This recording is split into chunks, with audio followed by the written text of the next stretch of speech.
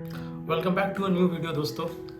तो दोस्तों, आज का जो वीडियो है, ये वीडियो एक्चुअली आपके लिए नहीं है। ये वीडियो है आपके दोस्त के लिए। ये वीडियो है आपके हस्बैंड के लिए, या ये वीडियो है उन सब के लिए जो हमेशा ये प्रॉब्लम करते हैं या बोलते हैं कि मेरा जो दोस्त है उसके पास हम जब भी जाते हैं कुछ भी पैसे मांगने के लिए, या बोलते हैं अपने दोस्त को कि भाई पार्टी कब देगा, तो आपका दोस्त बोलता है कि यार इस मंथ पैसे नहीं है, अगली मंथ पार्टी दे दूंगा, पैसे खर्चे हो गए हैं। आप चाहते हो कभी कुछ एक्सपेंस के लिए, कुछ अगर आपको ज़रूरत है, आप पैसा मांगते हो, तो दोस्त लोग बोलते हैं ना कि नहीं यार इस मंथ पैसा नहीं है, यार पैसा खर्चा हो जाता है। ठीक है, तो ये वीडियो आप अपने दोस्तों को शेयर कर दीजिएगा।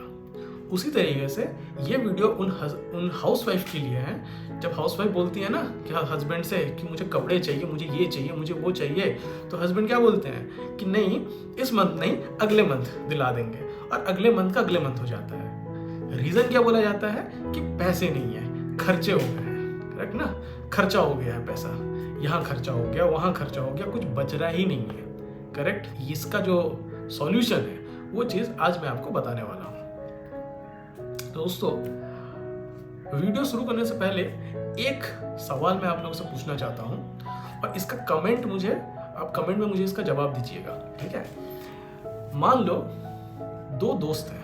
ओके, एक बंदा कमाता है 30,000 पर मंथ, ठीक है, कहीं पर काम करता है, 30,000 पर मंथ कमाता है, और एक आदमी, उसका दोस्त 1 लाख रुपीज पर मंथ कमाता है, 1 लाख पर मंथ कमाता है। तो दोस्तों, दोनों में से कौन सबसे ज्यादा रिच है?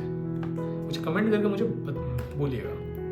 अब बहुत लोग आप लोगों में से सोचे होंगे कि यार जो महीना 1 लाख रुपए कमाता है वही रिच होगा, क्योंकि जो 30,000 है वो तो भाई 1/3 उससे कम कमाता है, तो 1 लाख रुपए जो महीना कमाता है वो ज्यादा रिच होगा। लेकिन दोस्तों, यहाँ मैं एक ट्विस्ट लाता हूँ, एक कंडीशन बताता हूँ। जो बंदा 30,000 रुपये कमाता है वो उसमें से 50% यानी 15,000 सेव करता है, और जो 1 लाख रुपए महीना कमाता है वो 95,000 खर्चा करता है और सिर्फ 5,000 सेव करता है, यानी 5% सिर्फ वो सेव करता है। तो अब बताइए दोस्तों, 10 साल के बाद कौन ज्यादा रिच है या कौन पुअर है?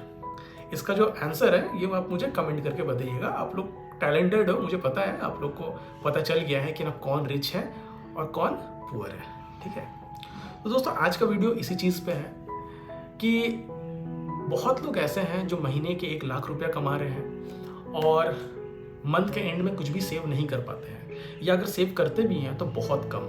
ठीक है, और बहुत लोग इंडिया में ऐसे भी हैं जो महीने के 30,000 कमा रहे हैं, 25,000 कमा रहे हैं, लेकिन एंड ऑफ द मंथ में वो लोग सेव कर लेते हैं। तो इसका रीज़न क्या है? इसका रीज़न एक होता है प्लानिंग, कैलकुलेशन, अपने आप को कंट्रोल करना किसी भी चीज़ में। तो दोस्तों, आज का जो वीडियो है, आज हम लोग इसी टॉपिक में बात करेंगे कि किस तरीके से हम लोग का जो पेमेंट आता है, सैलरी आती है, जो भी इनकम हम लोग करते हैं, उसको हम लोग किस तरीके से सेव कर सकते हैं। लेकिन मैं ऐसे नहीं बताऊंगा कि कुछ मोटिवेशन आपको बता दिया हूँ, ये करना है वो करना है। मैं आपको कुछ कैलकुलेशन वे, प्रैक्टिकल मेथड्स मैं आपको बताऊंगा जिससे आप सेव कर सकते हैं। और ये वीडियो अपने दोस्तों को भी बता दीजिएगा कि इस तरीके से सेव करिए और उसके बाद मुझे पार्टी दीजिए। और दोस्तों, वीडियो के एंड में मैं आपको एक अलग ही रूल या एक अलग तरीका मैं आपको बताऊंगा जिससे आप लाइफ में कभी भी फाइनेंशियली आप प्रॉब्लम में नहीं आओगे। ठीक है, मतलब आपको कभी भी ऐसा नहीं लगेगा कि मेरे पास पैसे नहीं है। आपको हमेशा लगेगा कि हाँ मेरे पास पैसे हैं, ऑलवेज मेरे पास पैसे हैं। ये आपको कभी भी नहीं लगेगा कि मेरे पास पैसे नहीं है, बच रहे नहीं है। ठीक है, तो इसलिए मेरे वीडियो में बने रहिएगा, पूरे लास्ट तक बने रहिएगा, तो मैं आपको पूरी चीजें बताऊंगा। तो दोस्तों देखिए, सैलरी जो आता है उसको नहीं बचने का मोस्टली 3 कारण होता है। एक होता है प्लानिंग सही से नहीं करना, दूसरा होता है लाइफस्टाइल इन्फ्लेशन, और तीसरा होता है जो भी बचा उसको बचा लेते हैं। जो भी खर्चा होता है लास्ट में जो बचता है उसको बचा लेते हैं। इसीलिए यही 3 कारण है जिससे हम लोग पैसा अपना बचा नहीं पाते हैं। अब तीनों को मैं डिटेल में बताऊंगा, घबराइए नहीं। ठीक है, मैं वीडियो में बने रहेंगे तो मैं सारा कुछ बताने वाला हूँ। जो लोग रिच होते हैं वो लोग सबसे पहले जब भी इनकम आता है, जब भी सैलरी आपका अकाउंट में घुसता है, तो सबसे पहले वो लोग सेव करेंगे, उसके बाद जो पैसा बचा उसको आगे खर्चा करेंगे। एक फिक्स्ड अमाउंट अपना सेट करके रखते हैं कि देखिए इतना मेरा सैलरी है, इससे हम इतना सेव पहले करेंगे, उसके बाद हम खर्चा करेंगे। लेकिन जो मिडिल क्लास जैसे मेरे जैसे या पुअर क्लास के जो लोग रहते हैं, एकदम लोअर मिडिल क्लास के जो रहते हैं, वो लोग क्या करेंगे कि सबसे पहले सैलरी घुसा मतलब वो पैसे का 90-95% पहले लगा देना है कहीं ना कहीं पर, और थोड़ा अगर पैसा बचा उसको सेव करेंगे। ये गलती हम लोग करते हैं। तो हम लोग को क्या करना चाहिए, हम लोग को जानना चाहिए सैलरी डिस्ट्रीब्यूशन रूल, मतलब जो इनकम हम लोग कर रहे हैं उसको किस तरीके से हम लोग डिवाइड करेंगे, उसको कैसे डिस्ट्रीब्यूट करेंगे। तो एक बहुत इंपॉर्टेंट तरीका होता है, एक बहुत इंपॉर्टेंट कैलकुलेशन होता है जिसको बोलते हैं 50-30-20, मतलब 50%, 30%, 20%। 50% क्या है, 30% क्या है, 20% क्या है बताता हूँ। 50% होता है आपका नीड, 30% होता है आपका वांट, और 20% होता है आपका सेविंग या फिर आपका इन्वेस्टमेंट। ठीक है, अब इनको मैं समझाता हूँ। अब मैंने 50% मैंने नीड बोला है, ठीक है। अब ये क्या होता है, नीड क्या होता है, वैसा अमाउंट या वैसा काम, ठीक है, जो आपको एकदम खर्चा करना ही करना है। कैसे काम, जैसे कि रेंट हो गया, बच्चे की ट्यूशन फीस हो गई, स्कूल का फीस हो गया, घर का EMI हो गया, घर का जो बजट है जो आप एक तो कुछ सेट कर रखे हैं वो हो गया, लोन्स हो गया जिसको आपको देना ही देना है, क्रेडिट कार्ड में आप अगर कुछ लिए हैं वो हो गया। 30% क्या हो गया, जैसा वांट, मतलब जो हम लोग चाहते हैं, ज़रूरत नहीं लेकिन हम लोग चाहते हैं, जैसे बाहर से खाना ऑर्डर करना, मूवी देखना, मोबाइल फ़ोन खरीदना, कुछ भी बाहर से कुछ सामान खरीदना, ठीक है, जोमेटो से ऑर्डर करना, जो ज़रूरी नहीं है लेकिन हम लोग उसको ऑर्डर करते हैं, हम लोग उसको खर्चा करते हैं। और वो सब खर्चा अगर हम लोग नहीं करेंगे तो हम लोग जी भी नहीं पाएंगे। अभी बोलेंगे कि मूवी, तो क्या मूवी आप देखने नहीं जाओगे, बाहर से खाना खाना, आप क्या खाना नहीं खाओगे, खाना तो खाना है ही बाहर से, नहीं तो फिर काम किस लिए कर रहे हैं। मूवीज नहीं देखेंगे तो फिर माइंड फ्रेश कैसे होगा, ठीक है। तो वो सब तो करना है, लेकिन कितना, 30% आपके सैलरी का। ट्रिप्स में अगर जाना है, यहाँ वहाँ निकलना है, घूमने जाना है, ये हो गया वांट, ज़रूरत है तो, ठीक है, ये आपका 30% के अंदर होना चाहिए। ठीक है, तो 30% की बात आपको समझ में आ गई क्या क्या चीज़ के अंदर आता है। अब बचता है 20%। इसमें आपको क्या आता है, सेविंग या investment, SIP, mutual fund, FD, emergency stock, ये जितना भी कुछ चीज़ें हैं ये सब 20% में होता है। मतलब ये आपको करना ही करना है, आपको सेविंग इन्वेस्टमेंट करना ही करना है। तो अगर आप इस टाइप से अगर आप फॉलो करोगे, 50-30-20 डिसाइड करना है कि इतनी मेरी सैलरी है, 50% हम यहाँ यूज़ करेंगे, 30% हम यहाँ यूज़ करेंगे, 20% यहाँ करेंगे।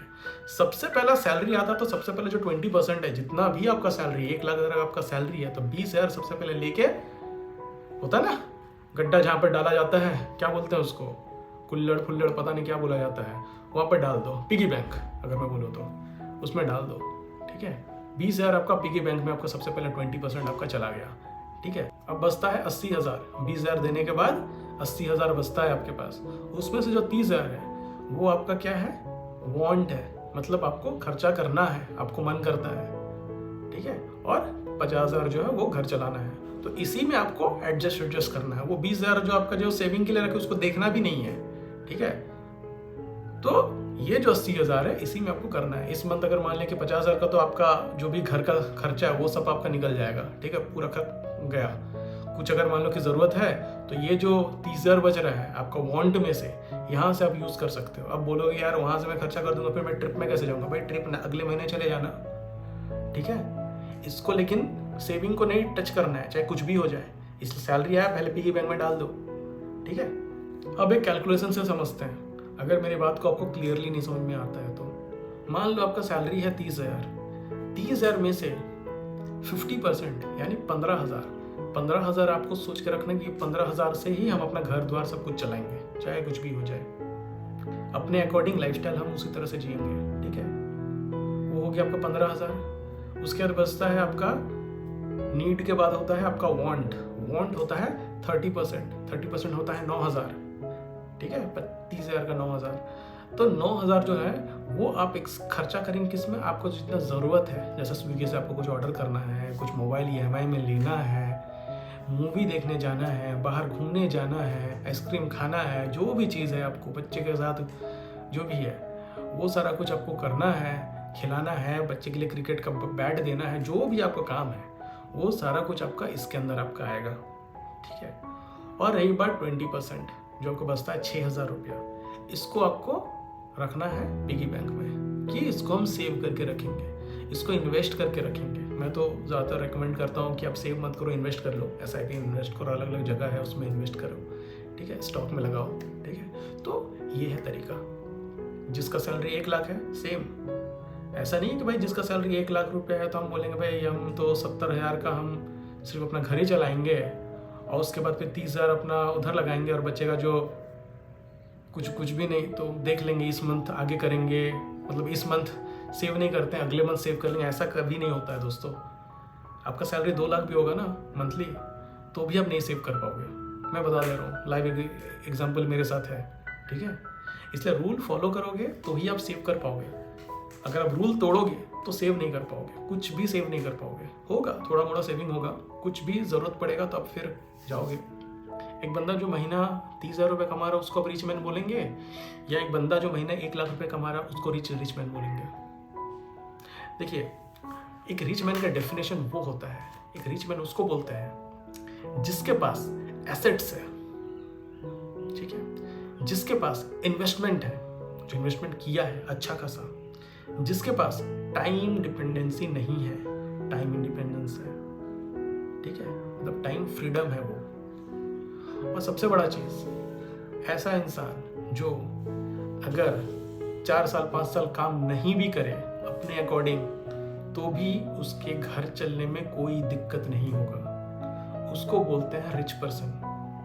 हम रिच पर्सन उसको नहीं बोलते हैं जो हाथ में ब्रांडेड घड़ी है, हाथ में iPhone 17 Pro है और EMI में गाड़ी है, EMI में होम लोन चल रहा है, इसको रिच पर्सन नहीं बोलते हैं, इसको बोलते हैं रिच लुकिंग पर्सन। लेकिन जो बंदा इन्वेस्ट कर रहा है, बचा रहा है, वो is a rich becoming person बोलते हैं उसको। और रिच पर्सन का डेफिनेशन तो मैंने आपको बोल ही दिया है, जिसके पास जो ऑलरेडी ये सब कुछ करके अचीव कर चुका है। लेकिन जो लोग रिच दिखाने की कोशिश कर रहे हैं, महंगा चीज हाथ में रख के गाड़ी में घूम रहे हैं, सनग्लास लगा के घूम रहे हैं, लेकिन अल्टीमेटली अपने आप से जब वो पूछते हैं कि मेरे एसेट्स क्या है, मेरी सेविंग्स क्या है, मैं मंथ का एंड में मैं कितना सेव कर पाता हूँ, ठीक है, मैं आज अगर मैं चाहूँ 2 साल में काम नहीं करूँगा तो क्या मेरा 2 साल आराम से मेरा चल जाएगा क्या, विदाउट एनी दिक्कत? 2 साल 3 साल 5 साल मेरा क्या चल जाएगा विदाउट एनी दिक्कत? क्या मेरे उतने इन्वेस्टमेंट है? क्या मैंने उतने इन्वेस्टमेंट किए हैं? क्या मेरा पैसा कंपाउंडिंग से बढ़ रहा है?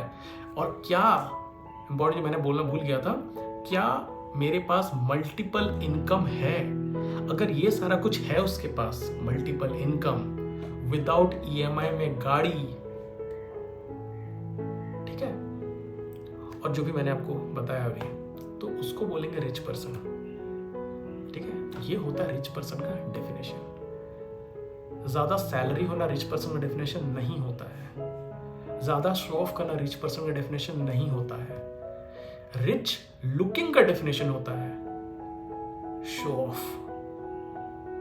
दोस्तों, मेरे बात से हो सकता है कि बहुत लोगों को खराब लगता हो कि भाई मेरे पास भी आईफोन है, मुझे ही टारगेट किया जा रहा है। ऐसा नहीं है दोस्तों, मेरे पास भी आईफोन ही है, ठीक है, तो ऐसा नहीं है, ठीक है। जो लोग हाथ में एंड्रॉइड लेके घूमते हैं वो भी बहुत रिच होते हैं, ऐसा मैं नहीं बोल रहा हूँ, ठीक है। दोस्तों, चलते हैं आगे बढ़ाते हैं, ठीक है। ये सब तो बातचीत तो होते ही रहेगा। तो दोस्तों, इंडिया में एक बहुत बड़ा प्रॉब्लम है, वो है लाइफस्टाइल इन्फ्लेशन का। मतलब 30,000 का सैलरी, लेकिन आप देंगे 15,000 का फोन लेके घूम रहा है। 50,000 का सैलरी है, 25,000 का फोन लेके घूम रहे हैं। और बहुत कोई है 1 लाख रुपये महीना कमाते हैं, बोलते हैं अरे मेरी सैलरी 1 लाख रुपया है, लेकिन 80,000 का फोन लेकर घूम रहे हैं, या 1.5 लाख का फोन लेकर। अभी तो 80,000 कुछ नहीं है, 1.5 लाख के ऊपर में iPhone 17 Pro 16 Pro सब लेके घूम रहे हैं। These are all show off. और इसी को बोलते हैं लाइफस्टाइल इन्फ्लेशन। महंगी महंगी गाड़ियाँ लेना, महंगे लाइफस्टाइल को बढ़ाना एक्चुअली में हम लोग है नहीं, बट हम लोग अपना ग्रोथ कर लेते हैं। हम लोग शो ऑफ के चक्कर में इतनी महंगी महंगी ले लेते हैं। हमारी रिक्वायरमेंट नहीं है, हमारी हैसियत नहीं है उतनी लेने की, लेकिन हम लोग ले लेते हैं। क्यों? To impress others. और इसी को बोलते हैं लाइफस्टाइल इन्फ्लेशन। जितना नहीं है उससे ज़्यादा खर्चा करना या उससे ज़्यादा लाइफस्टाइल में जीना। इसलिए दोस्तों जब सैलरी बढ़ती है ना, तो लाइफस्टाइल मत बढ़ाओ, सेविंग्स बढ़ाओ, इन्वेस्टमेंट बढ़ाओ। और उसके बाद फिर इतना कुछ आप कर लेते हो, उसके बाद आप अपना लाइफस्टाइल बढ़ाओ, पहले लाइफस्टाइल मत बढ़ाओ। बहुत लोग सोचते हैं कि यार सेविंग करके क्या फायदा है, यार बाद में कर लेंगे ना, अभी बैचलर लाइफ है, अभी इन्वेस्ट करते हैं, अभी खर्चा वर्चा करते हैं, बाद में करेंगे। भाई बाद में नहीं होगा, बाद में फैमिली हो जाएगी और जो आप बचा रहे हो ना वो भी नहीं बचेगा। इसलिए पहले से ही आप सेविंग करके इन्वेस्ट करना शुरू कर दो। अब बहुत लोग पूछते हैं ये भी कि भाई अगर सेविंग करेंगे तो कहाँ करेंगे, इन्वेस्ट करेंगे तो कहाँ करेंगे, हमारे पास तो समय नहीं है। भाई इन्वेस्ट करने के लिए बहुत कुछ चीज़ें हैं, SIP है, म्यूचुअल फंड है, SIP म्यूचुअल फंड में होता है, स्टॉक्स हो जा रहा है, आपको अगर FD है, PPF है, NPS है, और एक बहुत इंपॉर्टेंट चीज़ है जिसको बोलते हैं इमरजेंसी फंड। बहुत लोग तो उसको रखते ही नहीं है, खास करके यंगस्टर्स। मतलब सैलरी आई है और खर्चा कर दिया है, 6 महीने का बैकअप नहीं है। अगर मान लो कि जॉब हम चेंज करना चाहें तो मेरे पास 6 महीने का बैकअप नहीं है कि अगर मेरा जॉब चला जाता है या अगर हम जॉब चेंज करना चाहें तो हम बैठ के खा सकें, मेरा घर चल सके 6 महीना तक, जब तक मुझे नया जॉब नहीं मिलता है। इसलिए इम्पोर्टेंट ये है कि जब भी सैलरी मिले तो सबसे पहले सेव, कितना, 6 महीना तक मिनिमम, उसको बोलते हैं इमरजेंसी फंड। इसको पहले सेव करके आप एक जगह रखिए। उसके बाद फिर मैंने आपको जो जो बोला है उसको आपको करना है, सेव करना है, इन्वेस्ट करना है, ये सारा कुछ चीज़ आपको करना है। और यही होता है फॉर्मूला ये है कि expense is equal to income minus saving. ये नहीं कि आप लोग क्या करते हो कि saving is equal to income minus expense, उसमें कभी नहीं होगा, ठीक है ना। वो सेविंग कभी बचेगा ही नहीं।